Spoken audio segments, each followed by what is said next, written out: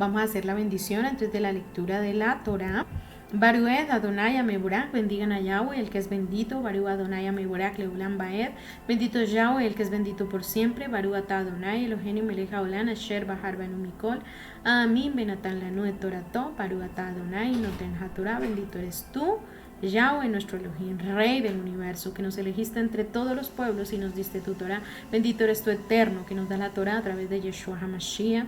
Padre, que seas tú implantando esta palabra en nuestros corazones, que seas tú colocándola por medio de tu Ruach HaKodesh. Te lo pedimos en el nombre de Yeshua HaMashiach. Yule Ratzon y Refebegion Liblefaneja Yahweh Suri Begoali. Yule Ratzon y Refebegion Liblefaneja Yahweh Suri Begoali. Yule Ratzon y Refebegion Liblefaneja Yahweh Suri Begoali. Que las meditaciones de mi corazón y los dichos de mi boca sean agradables ante ti, Yahweh, mi roca y mi redentor. Hoy vamos a estudiar la Parashá Vayeshet, y hoy vamos a ver un poquito acerca del odio y cuando la mayor parte de la ecuación está en tu corazón, arraigado en nuestro pasado. Vamos a estudiar un poquito acerca de qué es contexto y cómo debemos estudiar las escrituras. La Parashá de esta semana toma el libro de Génesis. Seguimos estudiando el libro de Bereshit y estamos estudiando desde el capítulo 38 hasta el capítulo 37:1 hasta el 40:23. Yo le compartí por las redes esta semana los pasajes de la Parashá de esta semana. Vamos a mirar un poquito contexto, porque cuando estudiamos las escrituras tenemos que aprender acerca del contexto y tener muy en cuenta el contexto cuando vamos a interpretar un texto de las escrituras. Dentro del contexto existe el contexto literario, el contexto retórico, el contexto cultural, el contexto histórico, geográfico y lingüístico que tenemos que tener en cuenta cuando leemos un texto. Miremos qué quiere decir la palabra contexto. Contexto en la escritura. El contexto se refiere a la información que ayuda a los lectores a interpretar con precisión el significado de un texto. Es decir, la manera como se interpreta un texto y su significado. El contexto me ayuda muchísimo para entender y hacer sentido de ese texto. El contexto puede adoptar muchas formas, incluida información de antecedentes o detalles sobre las circunstancias, el entorno o el periodo de tiempo en el que se desarrolla un trabajo. Dependiendo de ese periodo de tiempo, dependiendo de esa circunstancia, pues entonces de esa misma manera, asimismo vamos a entender el contexto de las escrituras. La característica definitoria del contexto es que ayuda a aclarar el significado de una obra escrita, es decir, nos amplía y nos da el significado de qué era lo que quería decir el autor. El contexto literario es el primero. Si creemos en nuestra capacidad para interpretar la Biblia, eso siempre puede ayudar a nuestra relación con el Eterno, porque escucharemos al Eterno hablarnos a través de las Escrituras con mayor claridad y podemos tener mayor entendimiento de lo que el Eterno nos quiere decir. Quizás la idea más importante para aprender a interpretar las Escrituras es leer un pasaje en su contexto literario. ¿Qué significa leer las Escrituras a la luz del contexto literario y por qué es tan importante ese contexto literario? Vamos a mirarlo. Al prestar atención al contexto literario, quiero decir que interpretamos las palabras a la luz de los versículos de la Biblia en los que se encuentran. E interpretamos los versículos a la luz de las secciones inmediatas de las escrituras en las que se encuentran. Es decir, que yo tengo que mirar no solo el versículo, sino todo el compendio y toda la sección. E interpretamos pequeñas secciones de versículos a la luz de los capítulos grandes, secciones de un libro de la Biblia. E interpretamos capítulos y grandes secciones de un libro de la Biblia a la luz del libro como un todo. No podemos dejar de pensar que la Biblia es un todo, porque la división de versículos y capítulos no existía, el rollo era uno solo, existía la división de los libros, pero no de los capítulos y los versículos. Entonces es un solo texto y no podemos perder de vista que pertenece a un todo. Las palabras o oraciones o pasajes y capítulos toman su significado del libro bíblico del que forman parte.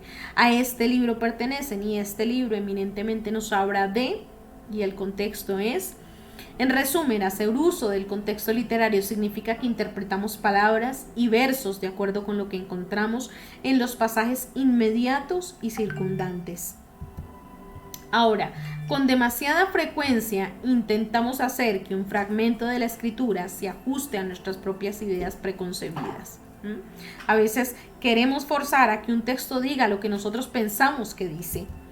Cuando leemos algo en su contexto literario, tenemos que enfrentarlos a lo que realmente está en el texto, lo que en la interpretación hebraica llamamos el nivel Peshat. Vamos a la fuente, al nivel Peshat, la interpretación hebraica, literal, del modo que no hagamos accidentalmente o intencionalmente, lo alenu, no lo quiera el Eterno, que las escrituras digan lo que queramos que digan. Queremos que digan esto, entonces las adaptamos para que digan esto. Y no, realmente así no es como debemos estudiar las escrituras. Debemos mirar ese contexto o esa interpretación hebraica. Cuando leemos un versículo en su contexto literario, debemos tratar al versículo a la luz de lo que dice el resto de su propio contexto. En un buen enfoque literario, nos permite que las escrituras tengan su propia voz, porque ellas tienen su propia voz. La palabra es viva y eficaz, ¿cierto? Como es viva, ella tiene su propia voz. Ella por sí sola da claridad acerca de la idea que está desglosando un texto determinado. El contexto literario también es importante porque aclara.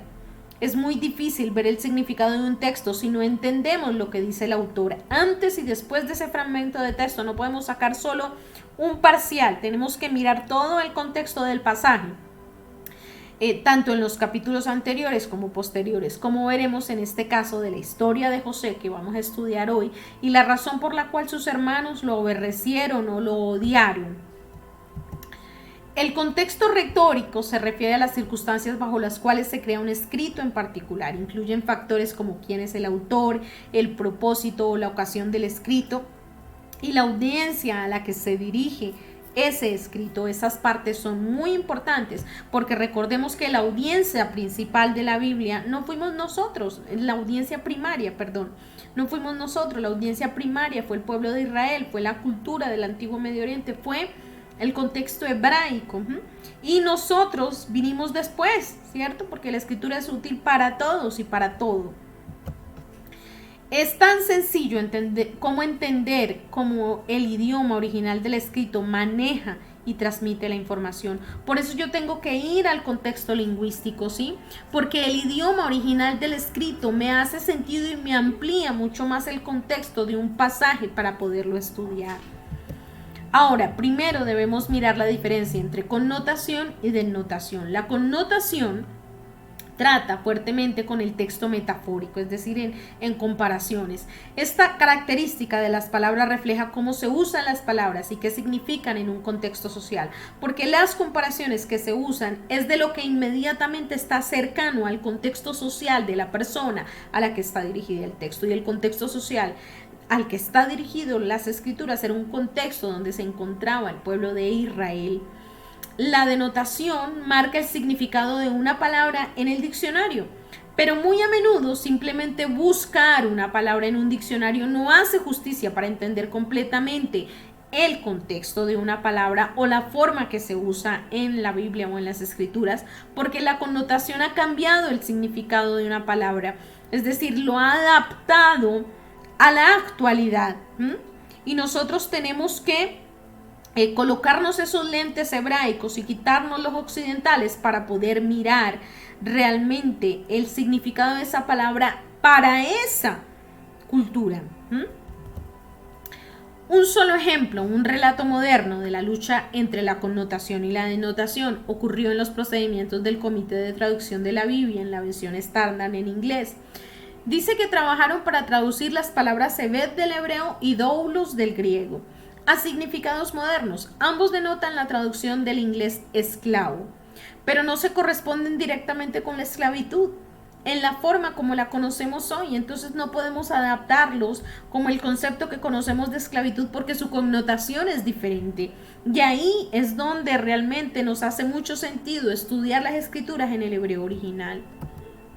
La cultura se refiere, el contexto cultural, la cultura se refiere a las tradiciones, a las creencias, a las costumbres y formas de vida específicas de un grupo particular de personas, en este caso del pueblo de Israel. La cultura se puede asociar con una nacionalidad, raza, área geográfica o religión específica, solo por nombrar algunos ejemplos. Tener una idea de la cultura de los personajes de una novela u otro trabajo de escritura proporciona información importante, relevante para interpretar la historia o la situación. Conocer esa cultura nos va a aclarar muchos los contextos, el lenguaje al que va dirigido un texto específicamente. Nos proporciona información importante a la hora de poder interpretar y dar una buena interpretación de un pasaje. Ahora, el contexto histórico.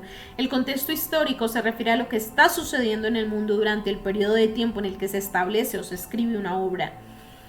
Implica factores como las condiciones económicas, las normas sociales del día, los principales eventos, los avances tecnológicos, etcétera, etcétera. Esas condiciones que rodearon específicamente al pueblo.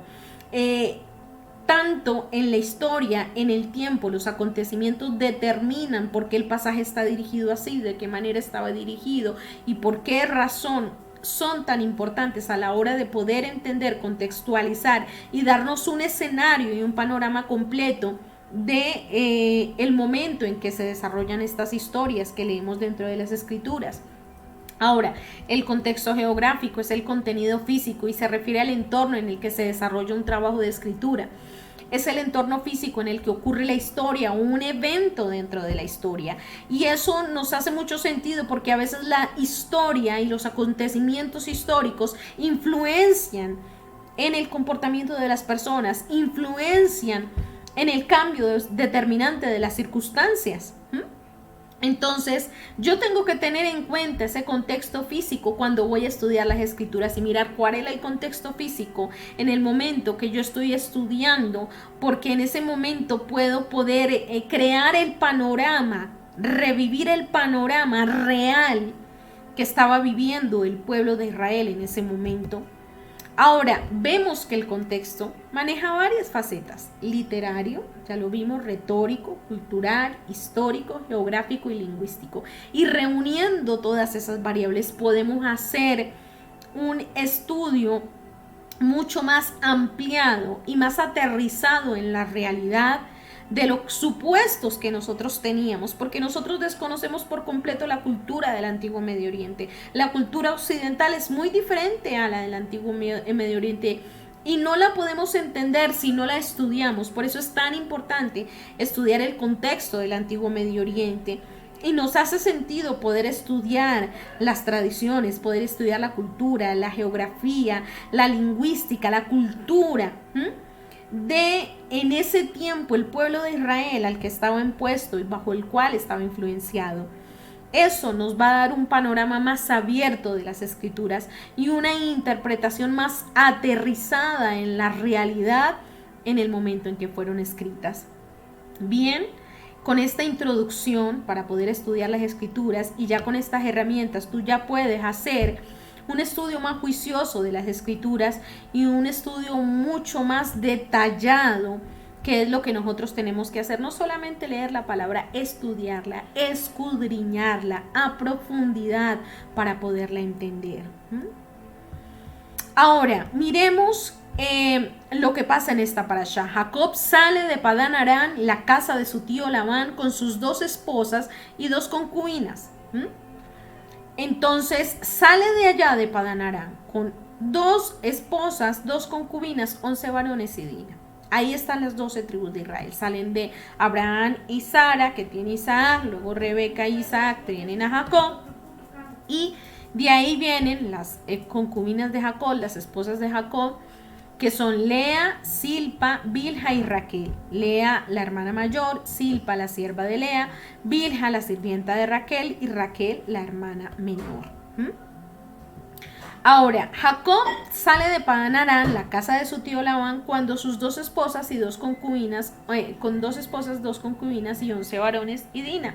Es decir, José nace allí estando, es el último hijo que nace antes de que Jacob salga de Padán Aram. Ahora, Raquel da a luz a Benjamín ya cuando llegan a la tierra de Canaán. Entonces da a luz a Benjamín, al último de los hijos, y muere. Y tenemos aquí de dónde descienden esas 12 tribus de Israel. Vemos que de Lea, la hermana mayor, nacen Rubén, Simeón, Leví, Judá, Isaacar, Zabulón y Dina. Vemos que de Bilha nace Dan y Neftalí. Vemos que de Silpa nace Gad y Asher. Y vemos que de Raquel nace José primero, antes de que él viaje, y luego nace Benjamín. Y también sabemos que José tuvo 2 hijos que luego reemplazaron a José como tribu, que fue Manasés y Efraín, para formar las 12 tribus de Israel. Ahí tenemos las 12 tribus, los 12 hijos de Jacob, las 12 tribus de Israel. Y podemos ver los hijos de cada una de ellas, que será tan importante en el contexto de esta parasha, que la que tenemos que tener en la mente, que Benjamín es el menor, es el último que nace, también es un dato importante a tener en cuenta durante esta parasha. Y los hijos de quién son los hijos de las esposas, y los hijos de quién son los hijos de las concubinas. Esos datos son muy importantes para esta parasha y poder entender el contexto. Ahora, la raíz del gran conflicto. Lea y Raquel fueron las mujeres de Jacob, ¿cierto? Y Silpa y Bilha fueron sus concubinas o esclavas. Es tristemente predecible que el hijo de la esposa favorita de Jacob, Raquel, chocara con los hijos de sus concubinas, ¿cierto? ¿Por qué? Porque Raquel era la predilecta. Raquel era la elegida por encima de Lea. Entonces, desde un principio había una predilección, y esa predilección nos hace sentido. Entonces, vamos a mirar este concepto de amar y aborrecer. Cuando José era un muchacho de 17 años, cuidaba las ovejas junto con sus hermanos, los hijos de Bilha y Silpa, que eran las concubinas de su padre. Ya sabemos cuáles eran los hijos de Bilha y Silpa. Tenemos que eran Gad y Asher y Dan y Neftalí. Ya tenemos claro ese dato, que lo vimos en slide pasado. Y llegamos aquí a este texto donde dice Jacob, donde está el contexto de amar y aborrecer. Y podemos entender qué pasa en las escrituras dentro de este texto. Y nos hace mucho sentido poder entenderlo y poder tener una claridad de este concepto de amar y aborrecer que nos dan las escrituras aquí. Bueno, entonces sigamos aquí en este concepto sobre los hijos de Jacob, amar y aborrecer. Génesis 37 dice: habitó Jacob Israel en la tierra donde había morado su padre, en la tierra de Canaán. Esta es la historia de la familia de Jacob, de Israel. José, siendo de edad de 17 años, apacentaba las ovejas de sus hermanos, y el joven estaba con los hijos de Bilha y con los hijos de Silpa, mujeres de su padre, e informaba a José a su padre la mala fama de ellos. Y vemos que en este texto dice: habitó Jacob Israel, en donde había morado su padre, en la tierra de Canaán. Y esta es la historia de la familia de Jacob, y habla solamente de José. José, siendo de edad de 16 años, o sea, esta es la historia de la familia de Jacob, José. O sea, te coloca en el panorama que la familia de Jacob era José, pero José tenía otros 11 hijos. Y nosotros vemos aquí el texto, ¿por qué deja escrito de esa manera? Como que, ¿y qué pasó con los otros? ¿Cierto? Los nombra es para decir que José veía las actitudes de los hijos de las esclavas y le informaba a su padre acerca de las actitudes de sus hijos. Pero queda en entredicho que la familia de Jacob era como que José y los otros hijos, ¿dónde están? Vemos aquí en este texto ya una diferencia muy categórica, ¿cierto? En un principio en la Torá, marcadamente, y vamos a estudiar por qué. Dice: y amaba a Israel, Génesis 37:3, y amaba a Israel Jacob a su hijo más que a todos sus hijos, porque lo había tenido en su vejez, y le hizo una túnica de diversos colores. Y viendo sus hermanos que su padre lo amaba más que a todos sus hermanos, le aborrecían y no podían hablarle pacíficamente. Aquí encontramos por primera vez la palabra aborrecer. Y vemos que más allá de la túnica de colores, que no nos vamos a centrar en ella, sino vamos a estudiar un poquito el contexto de esta palabra aborrecer. ¿Y qué nos quiere decir la Torá específicamente con esa palabra aborrecer? ¿Y qué nos está hablando ahí el texto?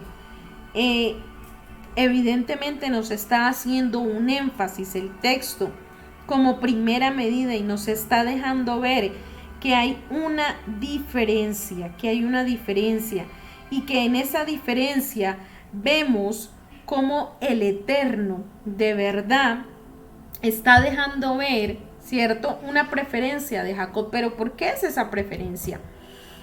Vamos a redefinir conceptos de Occidente a la luz de la legalidad del Antiguo Medio Oriente, porque ya vimos que tenemos que saber acerca del contexto del Antiguo Medio Oriente. Hay términos cuyo uso en los tratados es paralelo a su aparición en los pactos bíblicos, porque eran términos muy, pero muy familiares en el contexto. Quizás el más conocido sea el término de amor y de aborrecer, que necesitamos redefinir porque siempre caemos en el error de juzgar e interpretar o tratar de entender las escrituras sin conocer una cultura bastante diferente a la nuestra. Y estas imágenes que tenemos ahí es un poquito la imagen de la cultura en la que vivían en ese momento el patriarca Jacob y sus hijos. Amor. Vamos a mirar lo que se define como amor, lo que se le debe a un Señor supremo: ser fiel, lealtad, estar dedicado en el servicio, estar listo para morir por el Señor superior. Ese es el concepto de amor en el Antiguo Medio Oriente, en la legalidad del Antiguo Medio Oriente. Y no podemos desconocer que las Escrituras son una constitución y son un documento legal por el cual el pueblo de Israel era guiado. Génesis 18:24, quizá haya 50 justos dentro de la ciudad. Le dice el patriarca Abraham al Eterno: ¿destruirás también? ¿No perdonarás al lugar por amor, por causa de la lealtad? A eso se refería el patriarca Abraham.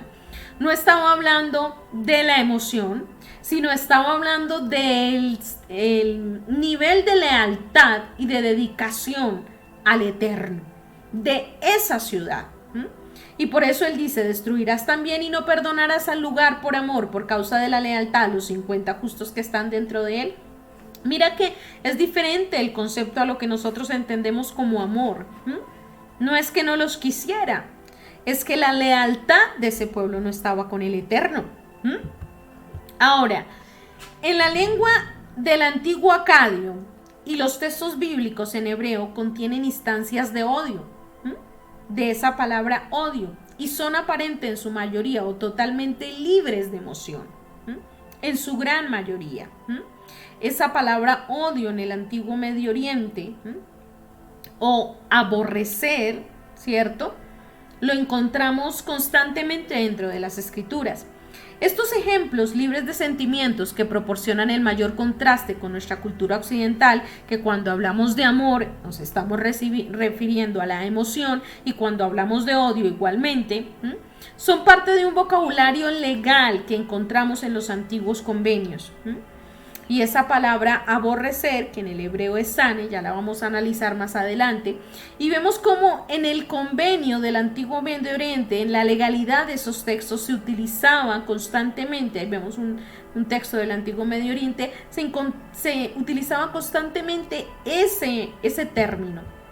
Ahora, el verbo aborrecer en el hebreo es sané. Y este verbo puede tener diferentes niveles de intensidad, desde odio, con un gran odio, hasta un sentimiento de rechazo o menosprecio hacia algo o alguien. No está asociado necesariamente con el sentimiento en algunas ocasiones, sino simplemente rechazo a una conducta o a un determinado lugar, cultura o persona. Lea, por ejemplo, aquí tenemos un ejemplo donde se utiliza la palabra sané, aborrecer. Fue aborrecida, pero no quiere decir que fue odiada, no. En el contexto de Génesis 29, 31, 33, ¿qué significa? Significa que fue la menos amada, o fue la rechazada, o como quien dice, echada hacia un lado. ¿Por qué? Porque Jacob prefería a Raquel. Prefería a Raquel sobre Lea.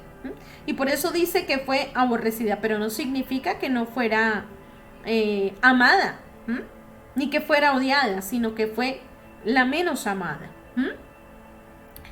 Entonces aquí vemos un ejemplo de cómo el concepto de aborrecer no necesariamente está ligada a la emoción. Leemos que amaba a Jacob, pero que odiaba a Esaú. Este es otro ejemplo. Malaquías 1:3. Dos naciones estaban en el vientre. Dios eligió la línea de Jacob antes de que él naciera y los sentimientos personales no eran el problema. No escogió la línea de Esaú. El Eterno ya había escogido la línea de Jacob. La mayoría de las cosas aborrecidas en la Torá, en un contexto, son rechazadas, mientras que las cosas que son amadas son las elegidas por el rey. ¿Elegidas para qué? Para cumplir un propósito. Fuiste elegido, eres amado. No fuiste elegido, eres aborrecido. Es simplemente eso, sin connotación de emociones. Ahora, miremos este ejemplo, Génesis 37:3. Y amaba a Israel a José más que a todos sus hijos, porque lo había tenido en su vejez, y le hizo una túnica de diversos colores. Y viendo sus hermanos que su padre lo amaba más que a todos sus hermanos, le aborrecían y no podían hablarle pacíficamente. Una vez más, la mayoría de las cosas aborrecidas son rechazadas, mientras que las cosas que son amadas son elegidas. Sabía Jacob que José era el elegido por el Eterno. Lo sabía. Y por eso dice amaba a Israel, es decir, que eligió a José porque el Eterno ya lo había elegido. Ahora, sus hermanos, cuando dice que le aborrecían, era porque rechazaban una conducta que José tenía. Rechazaban una conducta que su padre y una predilección que su padre tenía hacia José. Rechazaban una raíz generacional de donde venía José, de donde procedía José.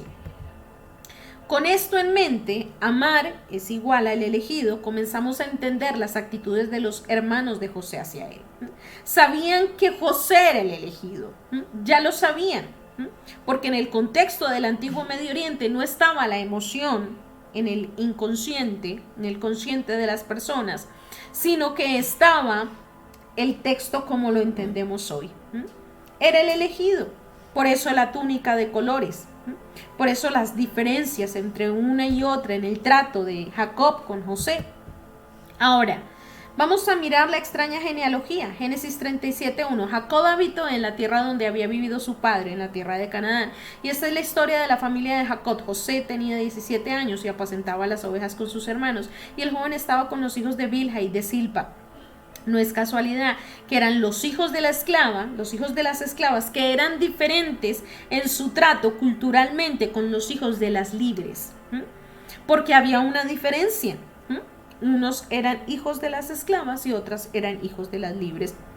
Por eso había una diferencia en el trato, una diferencia cultural y una diferencia en el contexto en el que Jacob veía a sus hijos de manera muy diferente, de acuerdo como el Eterno ya le había hablado a él, que iba a cumplir la promesa por medio de Josué. Entonces sabemos que José informaba a su padre la mala fama de quienes, de los hijos de las esclavas, no de todos los hijos. Y vemos aquí cómo podemos palpar en el texto que realmente tanto los hijos de Silpa como los hijos de Bilha se comportaban de manera diferente a los hijos de la libre. Ahora, este es el linaje de Jacob, ¿cierto? Dice, a los 17 años José cuidaba. La mención de Jacob seguida por José en lugar de la lista esperada por todos los hermanos, en orden de edad, comenzando por el primogénito que era Rubén, ha dividido a los comentaristas de la Torá. Y vamos a mirar qué dicen. Rashi, el sabio Rashi, considera que esta lista es un reflejo lógico de la realidad narrativa de que el papel de José permitió que la línea de Jacob sobreviviera, es decir, que la Torá saca y excluye a los otros hijos de Jacob porque da la preeminencia a José, que fue el elegido para que la línea de Jacob sobreviviera y para que la línea de Jacob cumpliera la promesa dada al patriarca Abraham. Esa es una de las posiciones. Es decir, se da a entender y se resalta el comportar de José como justo, como sadik, elegido. Varios otros comentaristas sugieren que José es la razón por la que existe la familia de Jacob. Recordemos que gracias a José es que la familia de Jacob es preservada y la línea de Jacob se mantiene viva mientras pasa la hambruna por el territorio de Egipto. Ahora, ya que era Raquel, la madre de José, con quien Jacob realmente quería casarse. Y aquí encontramos algo bien importante. Jacob amaba a Raquel. Y Raquel fue la elegida por Jacob. No fue Lea, no fueron las concubinas, fue Raquel. Y aquí nace una raíz que se fue gestando desde ese mismo momento y que permitió el desarrollo de los acontecimientos de lo vivido con los hijos del patriarca Jacob. La raíz estaba en que Jacob había elegido a Raquel. Y ya habiendo muerto Raquel, ¿quién quedaba en representación de Raquel? José y Benjamín. Cualquiera que sea la razón de la extraña locución que la Torá nos hace resaltar más el linaje de José que el de los otros hijos, el versículo subraya la realidad de la posición privilegiada de José en la familia de Jacob. Una posición que se la brindó el mismo rey, el mismo eterno, por lo que había en el corazón de José. Ahora, el texto nos dice explícitamente al menos 3 veces que los hermanos odian a José. Génesis 39:4 dice, y cuando sus hermanos vieron que su padre lo amaba más que a cualquiera de sus hermanos, lo odiaron y no pudieron hablarle una palabra amistosa. Una vez José tuvo un sueño que contó a sus hermanos y lo odiaron aún más. Y luego en el versículo 8 volvemos y leemos, y lo odiaban aún más por haber hablado de sus sueños. José el soñador. Por todas las situaciones que venían pasando y que ya se venían gestando desde la misma elección de Jacob por Raquel, había un odio intrínseco, pasado, ¿cierto? De generación en generación, que venía gestándose y que se desarrolló en los acontecimientos que vemos en esta parashá, y que se evidenció. Dice Génesis 37:3, Jacob amaba a José más que a todos sus hijos, porque le había tenido en su vejez y le hizo una túnica de diversos colores, es decir, que el menor era José, porque José había sido el hijo de la esposa que él había elegido. ¿Por qué? Porque él había luchado por 20 años para tener a su esposa. Y cuando su esposa concibe a José, ¿cierto? Él amaba a José porque el anhelo de su vida era casarse con la madre de José. Entonces, por eso vemos que este odio ya se venía gestando desde la misma elección de Jacob. Y del mismo aborrecer del resto de las mujeres de Jacob. Al ver sus hermanos que su padre lo amaba más que a todos ellos, lo aborrecían, lo rechazaban y no podían hablarle pacíficamente. Miremos esta palabra odio. Dice, entonces odiaron. Ya no nos habla de aborrecer, ya nos habla de odio, y aquí nos lo está ligando a un sentimiento. Cuando nos habla simplemente de aborrecer, la Torá nos habla de un rechazo y una predilección de una cosa por encima de otra. Y aquí ya nos están hablando de odio. Dice, entonces odiaron, y la palabra odiar es saná. Saná es el verbo odiar. Y el odio de los hermanos de José, como acabamos de leer en Génesis 27:3, que Jacob amaba a José más que a todos sus hermanos, es esa la razón de la predilección de Jacob desde un principio, desde la misma madre de José, la que causaba la incomodidad frente a los hermanos de José. Y luego el narrador nos dice que los hermanos ven este favoritismo encarnado por el famoso abrigo, por la famosa túnica, ¿cierto?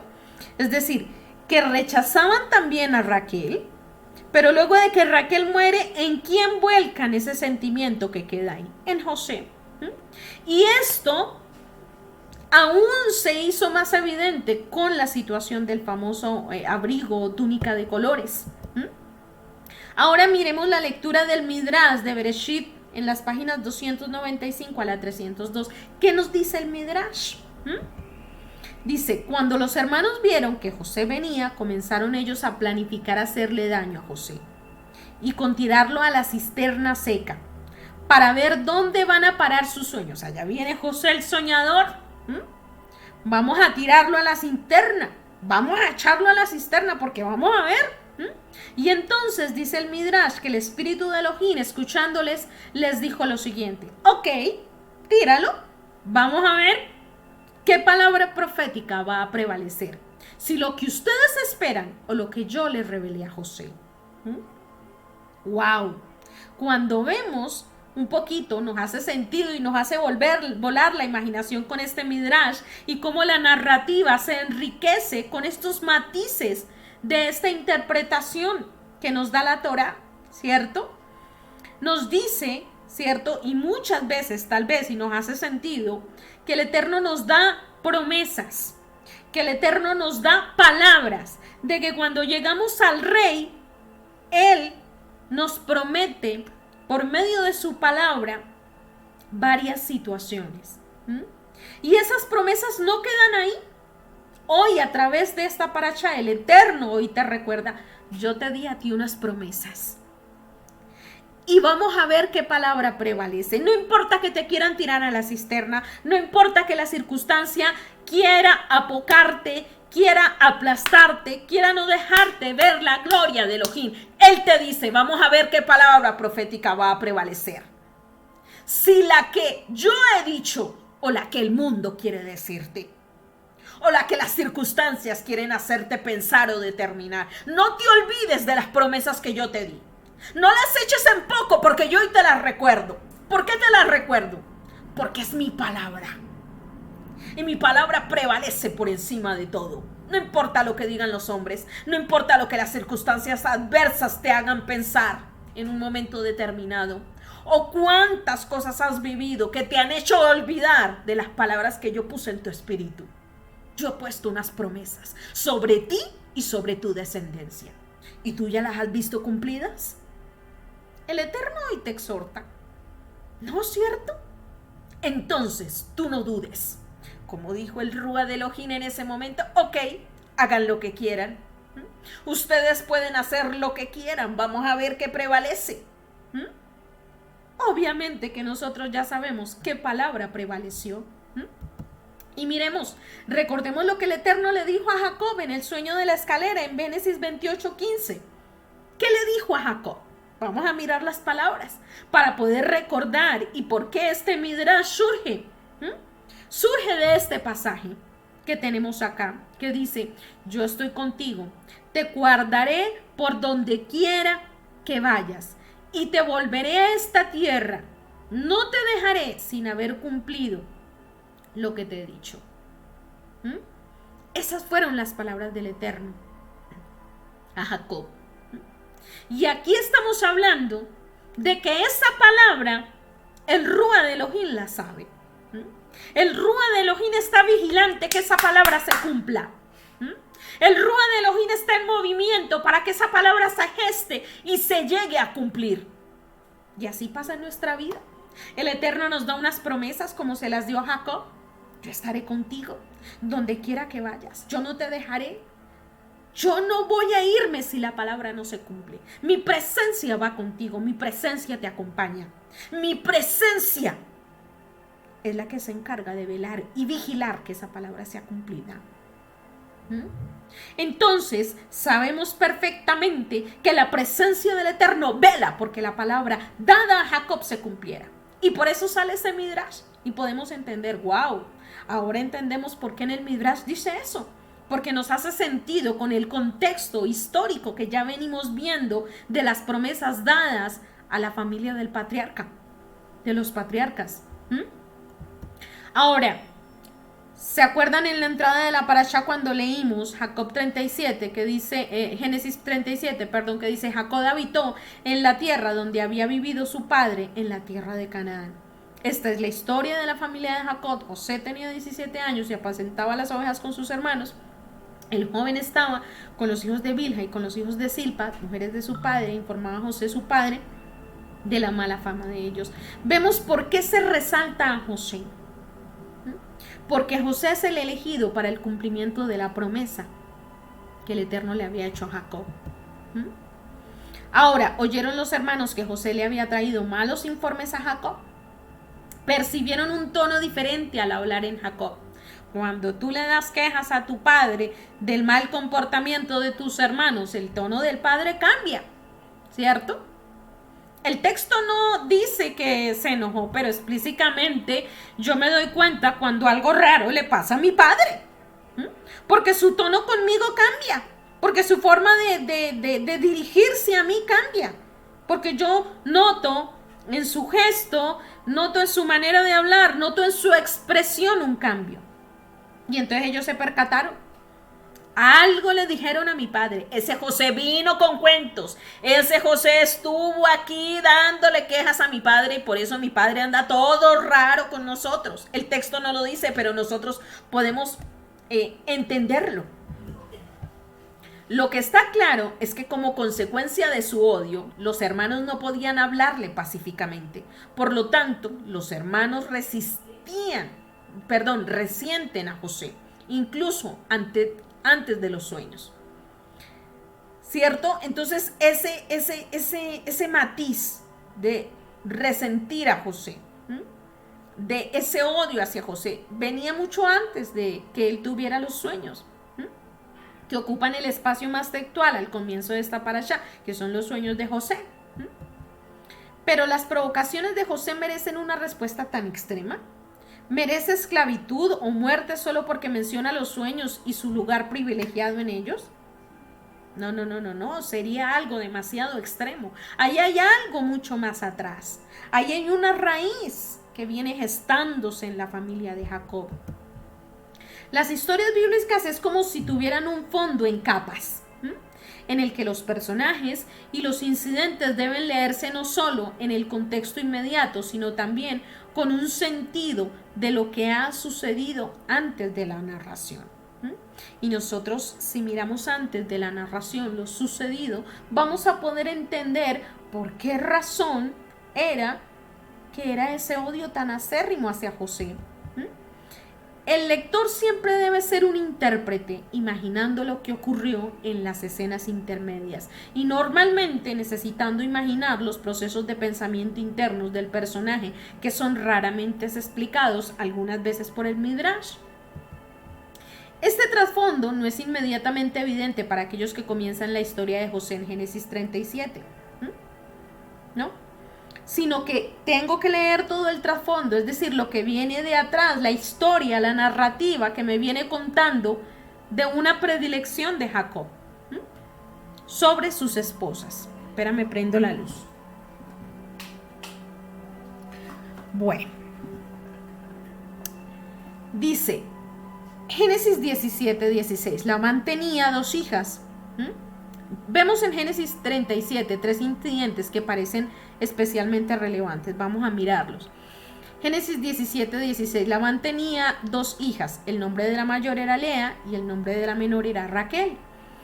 Lea tenía ojos débiles y Raquel era hermosa y bien formada. Jacob amaba a Raquel, así que respondió: te serviré 7 años por tu hija menor Raquel. Entonces, Jacob estuvo sirviendo, ¿cierto? 7 años más. Ya había servido 7 por Lea, otros 7 por Raquel. Casi un total de 20. 3 incidentes parecen especialmente relevantes. Los hermanos se habrían resentido con Jacob probablemente, ¿cierto? Habrían proyectado este resentimiento sobre el hijo favorito del patriarca, especialmente una vez que la muerte de Raquel eliminó un objetivo natural de hostilidad. Es decir, es solamente un comportamiento naturalmente humano. Es decir, que Jacob ¿cierto? Prefería a Raquel. Y los hermanos de José ya se daban cuenta de esa predilección siempre. Y cuando Raquel muere, simplemente la hostilidad que tenían hacia Raquel ahora se volcó a su hijo primogénito, que es José. Es decir, murió Raquel, quedó José, y José fue el objetivo de ese sentimiento que ya estaba ahí por una predilección que Jacob ya había hecho. El texto nos dice explícitamente que Jacob amaba a Raquel más que a Lea. Ya lo leímos en el ejemplo anterior, le prefería. De hecho, 2 versículos posteriores se refieren explícitamente a Lea como odiada, como aborrecida.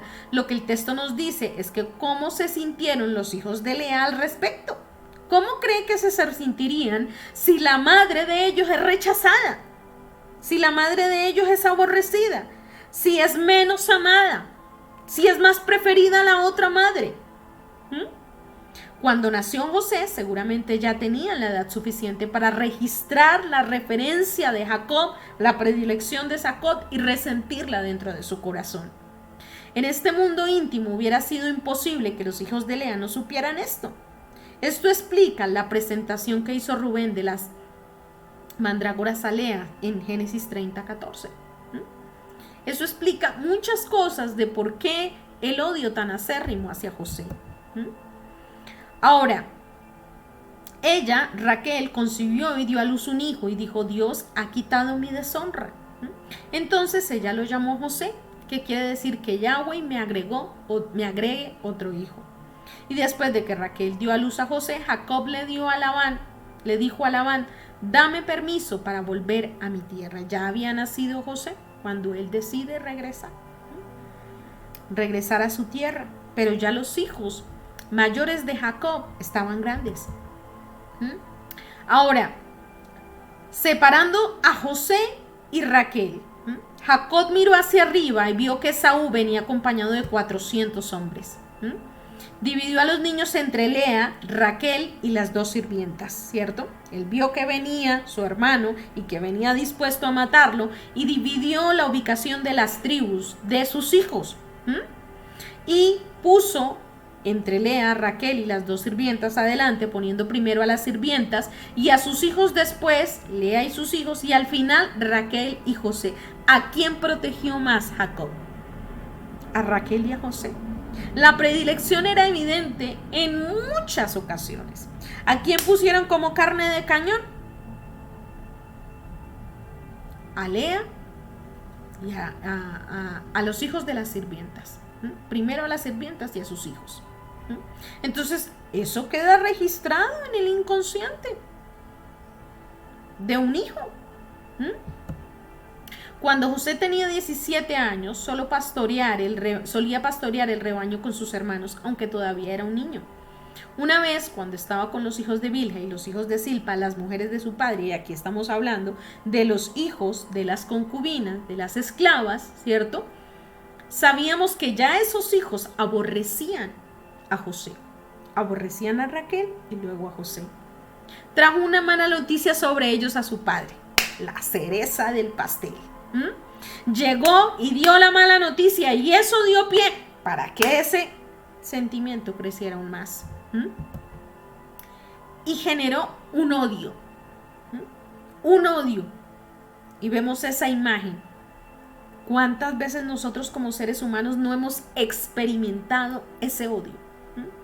Ese odio que va creciendo debido a los acontecimientos vividos. Ese odio que no nace de la noche a la mañana, sino que se arraiga en nuestro pasado. Ese resentimiento que viene gestándose desde hace tiempo dentro de nuestro corazón. Como le pasó a los hermanos de José. Ya eso venía gestándose desde antes. De los sueños de José, antes de la túnica, ya venía gestándose ese resentimiento dentro del corazón de los hijos de Jacob. Ahora, odio, ese sentimiento profundo, y aquí ya sí estamos hablando de la emoción, porque ya fue gestándose tanto que se pasó al plano de la emoción, del sentimiento, ese sentimiento profundo e intenso de repulsa hacia alguien que provoca el deseo de producirle un daño o de que le ocurra alguna desgracia.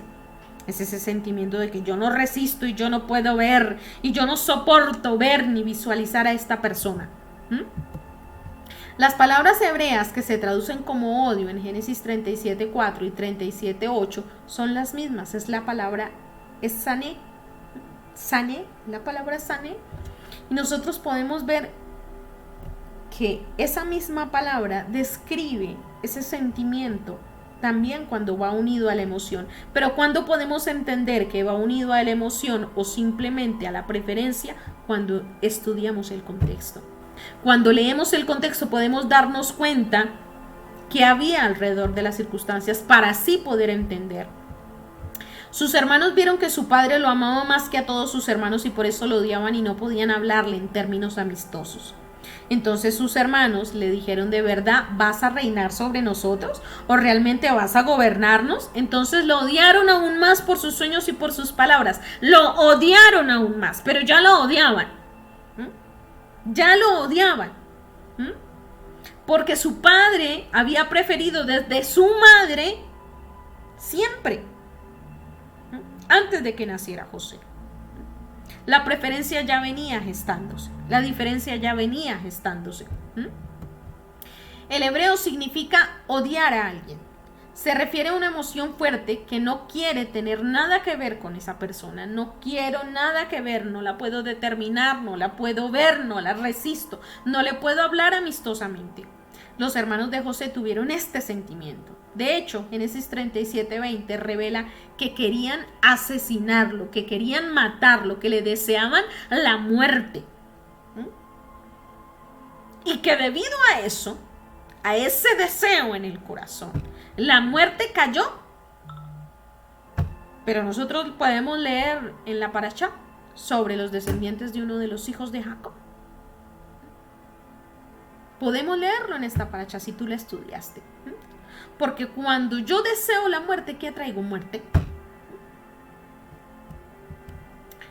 El versículo 2 y 3 proporciona una exposición de la historia y debe leerse con mucha atención. Dice en el versículo 2 que José cuidaba los rebaños con sus hermanos. ¿Quiénes eran estos hermanos? ¿Eran todos hijos de Jacob o solo algunos de ellos? Y si solo algunos de ellos, ¿cuál de ellos? Y José trajo malas noticias de ellos. ¿De quién? ¿De todos los hermanos o solo de los hijos de las concubinas mencionadas en el versículo anterior? Eran los hijos de las concubinas. Mira, los que más gestaban y tenían odio en el corazón eran los hijos de las concubinas, los que pusieron al frente cuando venía el hermano de Jacob, por si algo sucedía, que ellos fueran los primeros que cayeran.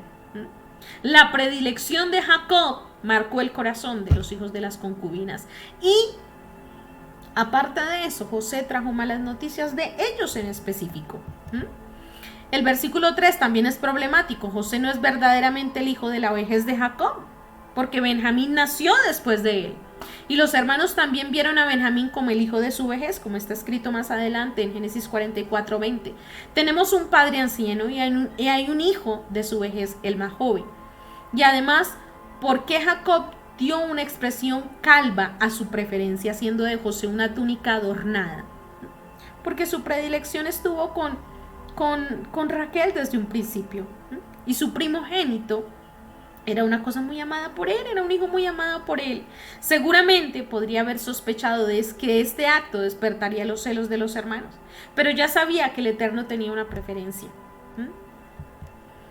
Ahora miremos el proceso del odio en el corazón del ser humano. El cerebro humano tiene la capacidad para reconocer patrones y llegar a las conclusiones prejuzgadas basadas en esos patrones. Había un patrón que los hijos de José identificaron. Esto es lo que hace que nuestro cerebro sea mucho más poderoso a su manera que las computadoras, porque hace enlaces, crea relaciones, ¿sí?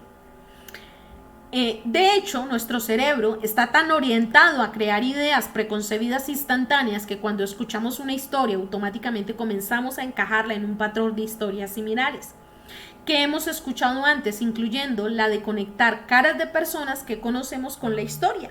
Vamos enlazando en nuestra mente, haciendo todo el mapa.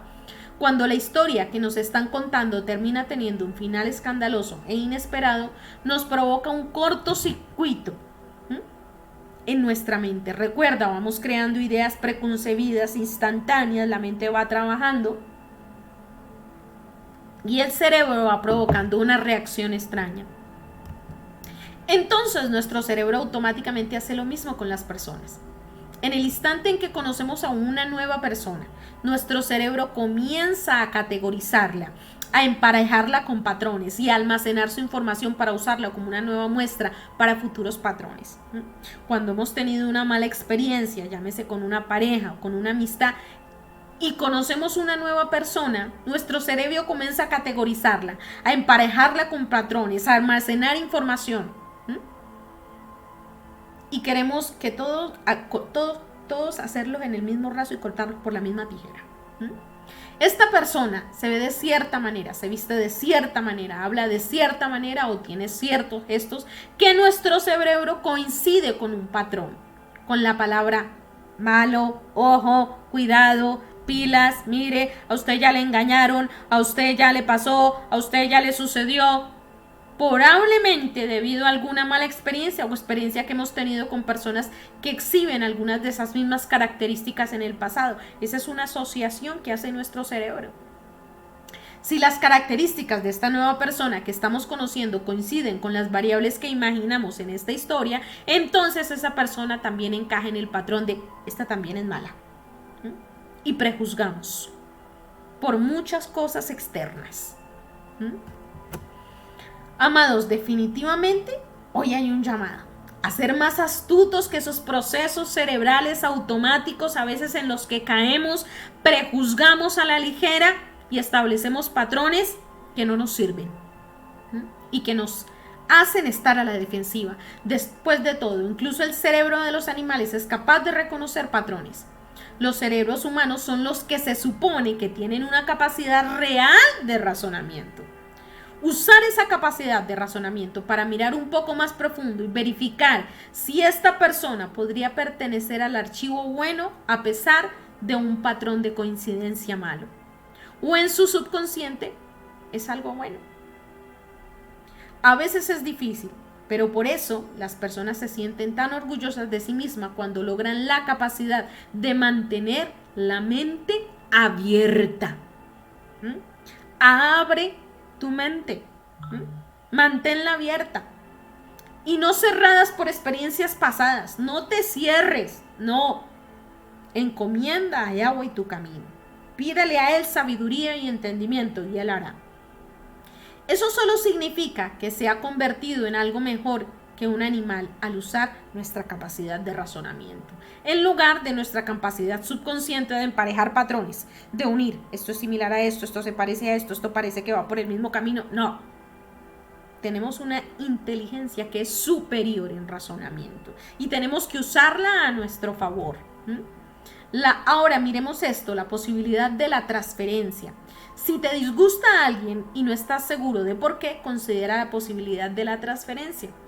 ¿Hay alguien en tu vida con el que tengas sentimientos complicados o negativos que te recuerden a esa persona?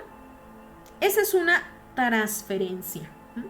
Podrías estar experimentando transferencia. Una vez que reconocemos la transferencia que ocurre en nuestras vidas, podemos comenzar a trabajar en ella.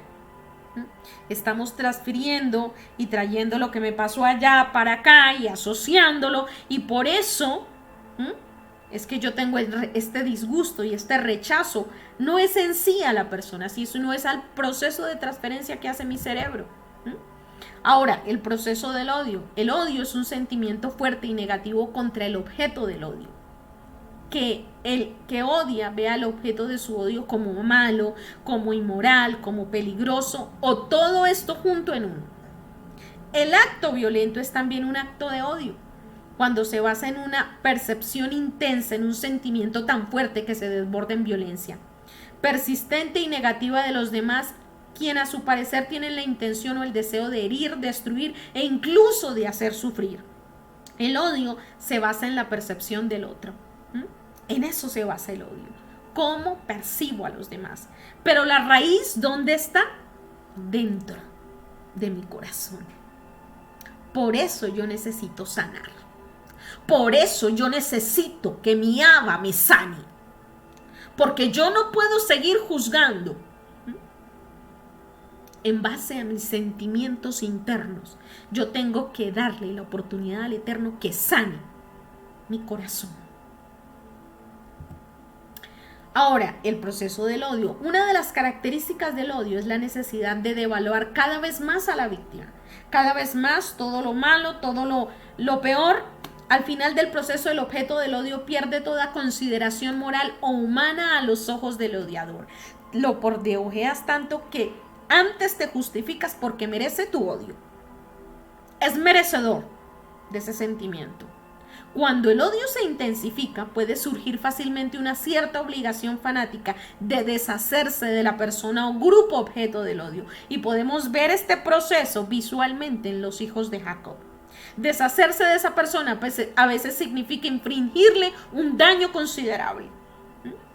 Miremos el daño que quisieron causarle a José y cómo se fue gestando y cómo fue escalando un sentimiento hasta el punto de llegar a la acción de hacer un daño. Ahora, podemos ver el proceso de dolor de los hermanos de José. Este es el relato de Jacob.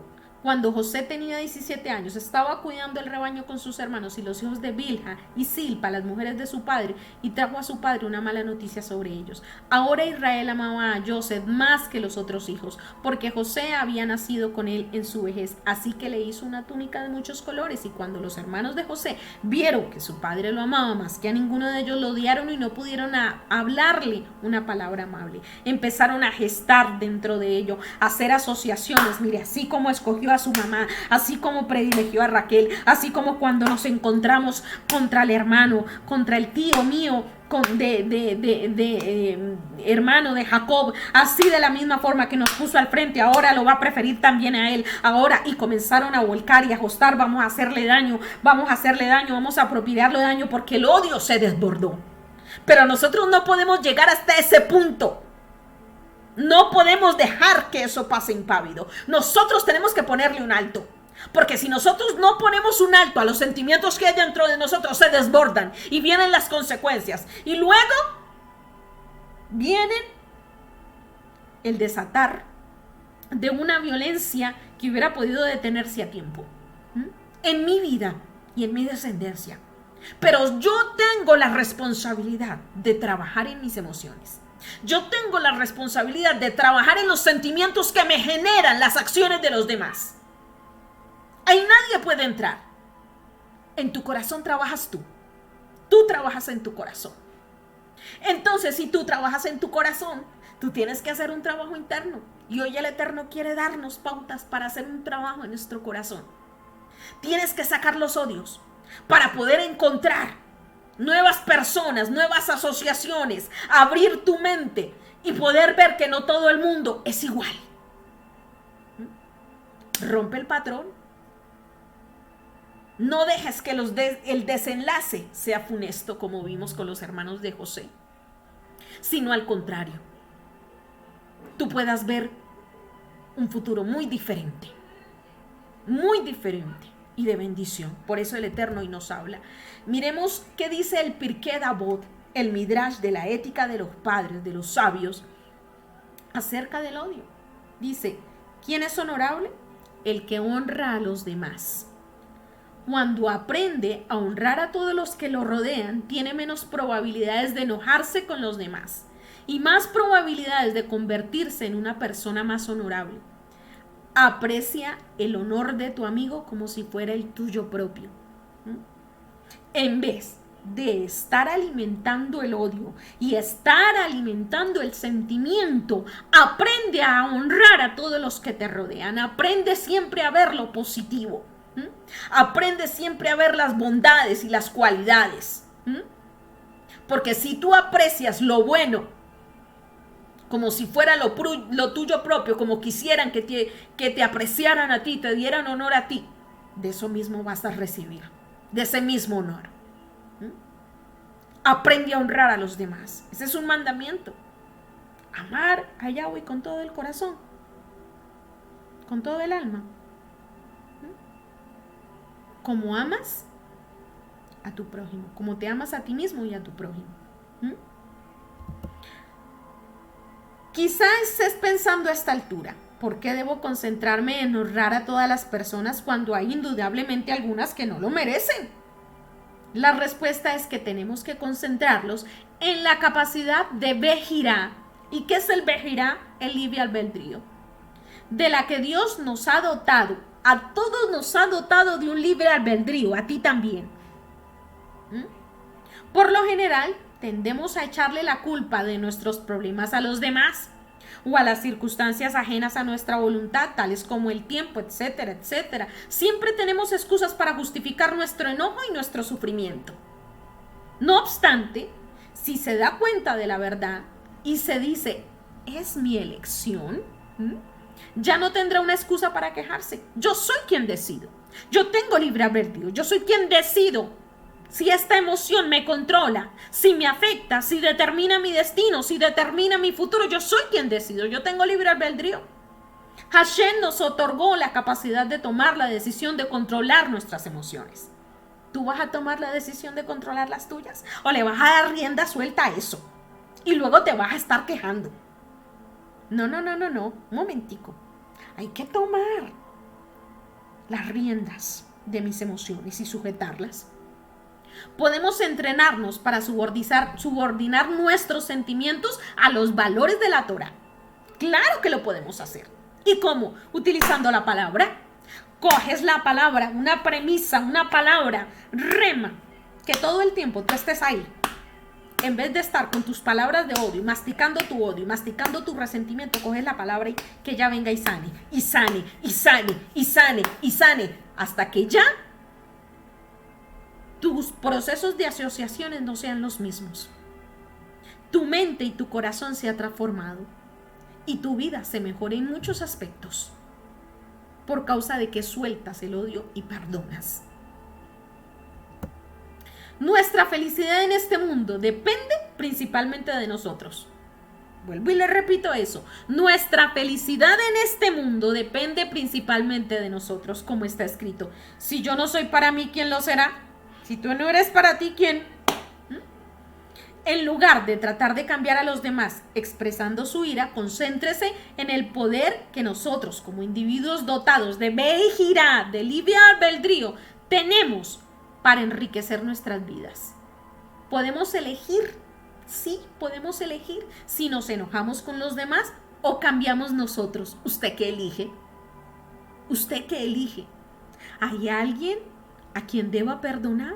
¿Hay un odio entrañado? ¿Hay un daño hecho que usted tiene que sacar para poder encontrar mejores personas? ¿Para conocer seres humanos hermosos? Entonces es tiempo de trabajar. Es tiempo de trabajar. Podemos elegir si nosotros cambiamos. Debemos detenernos en este punto de nuestras vidas y decir, ahora es el momento de dejar de enojarme con los demás. Puesto que sí, no es ahora. ¿Cuándo? ¿Cuándo va a esperar? ¿Cuándo? Cuando ya se desenlacen los acontecimientos y ya eso sea una madeja imparable. ¿No? Es en este momento, es ahora cuando el Eterno te exhorta, tienes que sacar lo que hay ahí. Saca, perdona, desarraiga, limpia tu corazón y trabaja en tu carácter. Nadie más puede venir a hacerlo. Tú eres el único. Estamos en tiempo de Hanukkah, tiempo de milagros, tiempo de trabajar en nuestro templo. Tiempo en que llega esta paracha y nos exhorta y nos dice, oye, tienes que trabajar en ti. Tienes que trabajar en tu carácter. Tienes que trabajar en la manera fácilmente como te enojas con los demás. Tú eres quien toma las decisiones. O tú cambias. O te sigues enojado. Si no es ahora, entonces ¿cuándo? Digas que a sí mismo, en lugar de culpar a los demás por mi enojo, comprenderé que este problema pudo haber sido provocado por mi propio resentimiento, que yo he permitido que se desarrollara. Mi propio odio que yo alimenté ahí, alimenté. Nosotros somos expertos en recordar el pasado, especialmente las mujeres. Alimenta, pero tú eres el encargado de alimentar ese sentimiento o de desalimentar. Tú eres el único encargado. Comienza a ver las bondades, a honrar. ¿Mm? Y comienza a trabajar en tus asociaciones mentales. Y comienza a trabajar en los sentimientos que expresas. ¿Mm? Y comienza a trabajar en tu carácter. ¿Estoy decidido a cambiar este patrón ahora? Esta es una pregunta que el Eterno nos hace. ¿Hay alguien a quien tengo que perdonar? ¿Hay odios que tengo que sacar? ¿Hay resentimientos? ¿Hay iras contenidas? ¿Hay asociaciones que estoy haciendo? ¿Por eso siempre atraigo la misma clase de personas? Pues es tiempo de cambiar esa realidad. Es tiempo de cambiar esa realidad. Todo el tiempo ministras en tu atmósfera palabras de odio. ¿Cómo quieres que sea diferente? ¿Cómo quieres que sea distinta? No puede ser diferente. Tú tienes que tomar decisiones. Y hoy la Torah te confronta. ¿Estás decidido a cambiar ese patrón ahora? Mira lo que pasó con José y sus hermanos. Es un ejemplo diciente que la Torah nos trae de cosas que nos suceden a los seres humanos. No estamos exentos de un daño. No estamos exentos de una ofensa. No estamos exentos de que nos provoquen a ira. Pero sí tenemos la capacidad de poder tener el libre albedrío, la vejirá, de decidir cómo reaccionamos, si cambiamos. Y si nosotros controlamos nuestro enojo, nuestro cuerpo no lo agradecerá, nuestra mente no lo agradecerá, nuestra familia no lo agradecerá. Y veremos los frutos cosechados. Es tiempo de ponerle dominio propio a eso. Y que ya no le eches la culpa a nadie más. Para eso que se está desarrollando y eso que se está gestando al interior de tu corazón. Ponle un alto en esta fiesta de Hanukkah. Consagra tu templo. Usa la palabra. Tienes las herramientas en tu mano. El Eterno las ha puesto en tu mano. Obra conforme hoy el Eterno te ha hablado. Toma decisiones y verás los frutos. Los cosecharás en bendición, en shalom, en paz, en vida, en largura de días. La palabra constantemente nos habla de honrar a nuestros padres, de honrar a nuestros mayores, de honrar. Es tiempo que cambiemos el odio por la honra. Y que veamos las bondades de lo que eso significa para nuestra salud, nuestra mente, nuestra alma, nuestro corazón y nuestra vida y nuestra calidad de vida. Y si tú lo haces, vas a ver los frutos cosechados, no solo en ti, sino en tus generaciones. Harás la diferencia por completo. En tu familia y en ti. Y aquí hemos llegado al final de esta parashá. Fue una jornada donde de verdad aprendimos muchas cosas que tenemos que poner por obra. Baruch Hashem por eso. Baruch Hashem porque el Eterno nos ha hablado a todos, y nos ha hecho ver que no podemos dejar que nuestras emociones trabajen en nuestra contra. Al contrario, debemos sujetar a los valores de la Torah todo lo vivido y poner por obra su palabra. Baruch Adonai Ameborah, bendigan a Yahweh el que es bendito. Baruch Adonai Ameborah Leolam Baed. Bendito es Yahweh el que es bendito por siempre. Baruch Ata Adonai Eloheinu Melech Haolam Asher Bahar Banu Mikol Amin Benatan Lanu et Torato. Baruch Ata Adonai Noten HaTorah. Bendito eres tú, Yahweh, nuestro Elohim, Rey del universo, que los elegiste entre todos los pueblos y nos diste tu Torah. Bendito eres tú, Eterno, que nos das la Torah a través de Yeshua HaMashiach. Y la bendición sacerdotal arónica, Yesimeja Elohim, que Efraín, Bejimanashes, Yesimeja Elohim, que Sara, Ribka, Rahel, Belea, que el Eterno te haga como Efraín y Manasés, que el Eterno te haga como Sara, Rebeca, Raquel y Lea, lleva Bereja Yahweh, Beishmereja, Yaer Yahweh, Panadeleja, Bijuneca, Yisa Yahweh, Panadeleja, Bellasenleja, Shalom, que Yahweh te bendiga y te proteja, que Yahweh haga resplandecer su rostro sobre ti, te muestre su favor, que Yahweh dirija su mirada hacia ti, guiándote y ofreciéndote su paz. Besamu Echemi, al Bene Israel, Bani, Abarejeni, pondrán mi nombre sobre los hijos de Israel y yo los bendeciré. Amén. Shalom, shalom. Hasta aquí nuestra transmisión. Bendiciones.